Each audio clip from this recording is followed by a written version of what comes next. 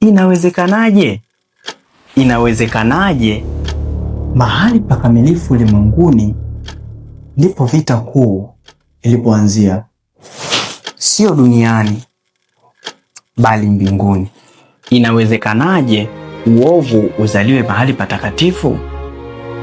Pambano hili lilianza wakati kiumbe mkamilifu aliyepewa uhuru alipojikweza na kuwa Shetani. Isaya 14:14 inaeleza kiburi chake: nitapaa kupita vimo vya mawingu, nitafanana na yeye aliye juu, akawashawishi na malaika wengine. Alileta roho hii ya uasi duniani alipowadanganya Adamu na Hawa. Mfano wa Mungu ukaharibiwa na dunia ikajaa machafuko yaliyosababisha uharibifu mkuu wakati ule wa gharika kule mwanzo.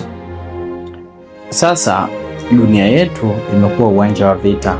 Wakorintho wa kwanza 4:9 inasema, maana tumekuwa tamasha kwa dunia, kwa malaika na wanadamu.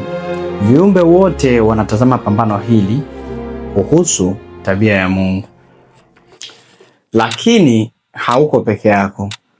Kristo amemtuma Roho Mtakatifu na malaika wake watiifu kukulinda na kukuongoza.